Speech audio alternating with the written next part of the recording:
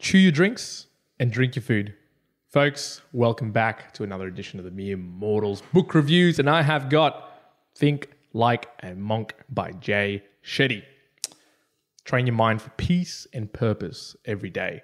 This has been a book that has been in my backlog for a little while, so I'm keen to review it, and just as keen as reading it through. So hold tight at the very end as well, so you can find out my rating for it. So if you don't know Jay Shetty, so I came across Jay in two formats: one through people having conversations with Jay, as well as his own podcast that he hosts now. I think it's I forget it. Let me just quickly check so I don't get it wrong. It is, who knows? Can't remember it. But he does have a podcast, Jay Shetty. Now, Jay was a monk. So I obviously stayed at the ashram over in the UK and went to India to be a monk for a while. He lived a very normal life up until a young teen, and then decided to go ahead from sort of college and go through to becoming a monk. And he was a monk for a couple of years, and then he decided to then move back. It was almost he sort of explains a little bit through it in the book with some of his personal experiences, but it was a time that he sort of determined, yep, this is time for me to go back to the normal world, I guess, if you want to term it that way. But so I guess that gives you a little bit of background of Jay. So he's a monk who now lives back amongst us. And you might have come across him in one of the many viral videos that he's created. I think a lot of his videos created over 5 billion views. I believe that's correct. Yes, 5 billion views. So, I'm going to make sure I get this right. It's On Purpose. So there you go. That podcast name was actually there. Now, get more into that. It's a little bit about Jay, if you don't know about Jay, but let's talk about the actual book itself. So, Thinking Like a Monk. What was my first preconceived notions of this? Well, I thought I'm going to get some information on what it's like to be a monk, I guess in practice, and I guess some examples, maybe the different ways that monks might think about particular scenarios as opposed to how you would in normal life, and then I guess sharing how he's obviously seen those two viewpoints, one of actually being the monk at an ashram and living everyday life. And it was definitely that, but it was much more than that as well. So I'll talk through how it was much more than that in a second. But let's talk into the actual part and how Jay's actually split the book up. So it goes into 3 main parts with a ton of subsections, but the parts are actually split into let go, grow, and give. So it's a focus on, and the way that Jay sort of wrote this book is to think about letting go. And first of all, looking into identity, into negativity, into fear. So it's at the very initial point of view, looking at examples of how you can let go of some of those negative emotions and some of the connotations that you might hold within oneself. Then the next section, part 2, looks into growth. So that's purpose to removing ego, and it's the actual steps. And it actually sequences them that way because you really need to tackle that section of actually letting go first to then step into the ability to grow. You don't want to, you can grow while you've got some of that negativity, but it's that sequence of let's just start at that first and foremost as core internally as you can, and then move on through it, eventually becoming external, which is that third part in this book, which is give. So that's whether it's relationships, whether it's in service, whether it's in gratitude. So once you have your house in order, then it's all about being able to give back to the community, to give back to people. And one of the biggest pieces that he takes away, and he kind of hides it at the very end, so you don't read it at the beginning and then think, oh, is this really serious? But it's the providing service or service to others is sort of the greatest learning you can take away, which some people might think otherwise to that. But I think reading through the book, he does a good job to position that at the very end and explains it through quite thoroughly, which is quite nice. Now, in terms of the actual book and its structure, so apart from the parts that the parts that it's structured into and the subgroupings, there's a couple of things that it's worth noting. So one is, as you go through those parts, he does it's really brilliant in the way that there's a lot of subsections with it. So there's parts, there's sections, and then there's really minute subsections, all, I guess, collated together almost in a chapter, but the subsections will generally be a page in length. So you can normally go through a particular little topic, read about what he's, saying on the topic at hand, where it's actually very specific.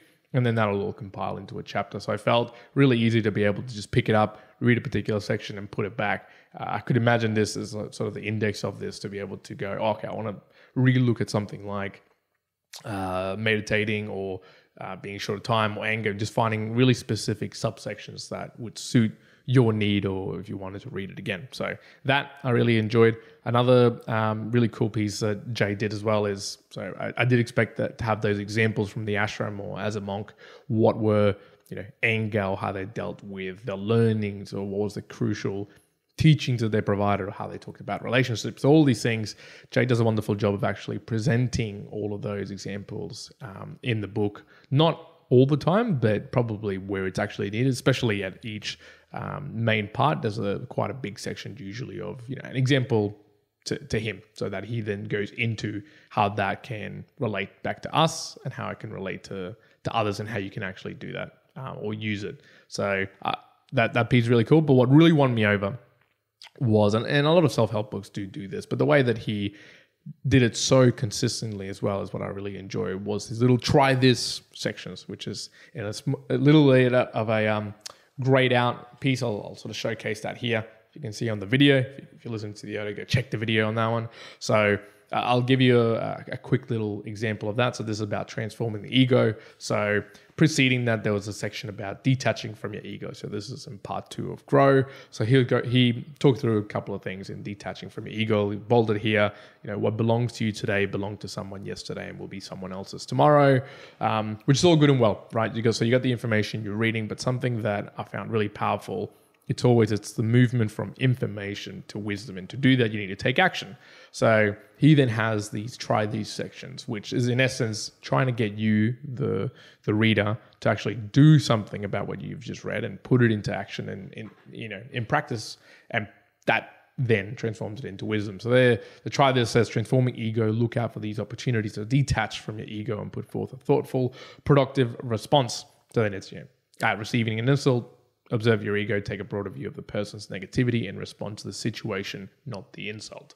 And again, there's a couple more there in terms of transforming your ego. So he does that across the book, and it's good because it pulls you out. It slows down your reading, first of all. It slows down your reading.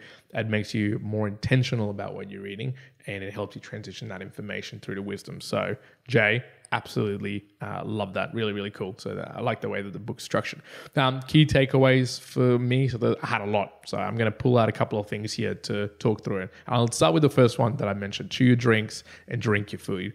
To people who know me, I do not do that one single bit. I'm not someone who's intentional about enjoying my food or drinks. It's just all about smashing it back as quickly as possible. They're pretty devoid of flavor from making them myself. So this particular takeaway was, I really need to be sometimes intentionally enjoying some of those small items that the world has, like food and drinks.